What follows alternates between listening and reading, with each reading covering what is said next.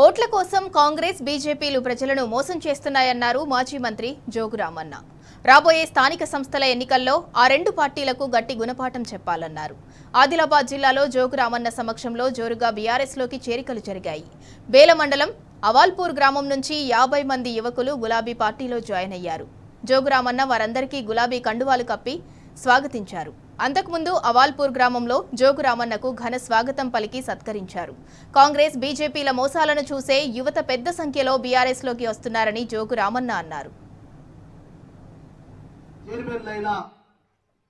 ఇప్పుడే ఎప్పుడు ఎన్నికలు వచ్చినా ఇక ఈడికెళ్లే ఆ పార్టీలకు బుద్ధి చెప్తే తప్ప లేకపోతే ఇంకా ప్రజలు నష్టపోతారన్న ఉద్దేశంతో ఇలా మరి మన బీఆర్ఎస్ పార్టీలో చేరిన సందర్భంగా మరి యువకులు వారికి స్వాగతం సుస్వాగతం తెలియజేస్తా ఉన్నారు.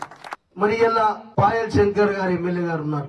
ఇక రేవంత్ రెడ్డి కంటే ఏం చెప్పిండు, ఈ రాష్ట్రంలో భారతీయ జనతా పార్టీ ప్రభుత్వం వచ్చినా రాకపోయినా డైరెక్ట్ గా నరేంద్ర మోడీ గారి దగ్గర నుంచే డబ్బులు తీసుకొస్తా, జోగు రామన్న 15 ఏళ్లలో ఏం చేయలేదు, బీఆర్ఎస్ పార్టీ ఏం చేయలేదు, నేను ఖచ్చితంగా నన్ను గెలిపిస్తే మరి అభివృద్ధి చేస్తానని చెప్పి, అభివృద్ధి అంటే ఏం చెప్పిండు, యువకులకు 25,000 ఉద్యోగాలు తప్పకుండా ఇస్తా, ఎట్లిస్తా, కేంద్రం నుంచే పరిశ్రమలు తీసుకొస్తా, పరిశ్రమలు తీసుకొచ్చి 25,000 మందికి ఉద్యోగాలు ఇచ్చే బాధ్యత పాయల్ శంకర్ తీసుకుంటాడు, నా మీద నమ్మకంతో ఓటేయిల్లని చెప్పి మన ఎమ్మెల్యే గారు చెప్పింది, గెలిచిన ఎమ్మెల్యే. ఇలా అవల్పూర్ గ్రామస్తులకు చైతన్యవంతులు కాబట్టి అర్థమైంది, 25,000 ఉద్యోగాలు కాదు, ఉన్న ఉద్యోగాలు కూడా వీకేస్తున్నారు.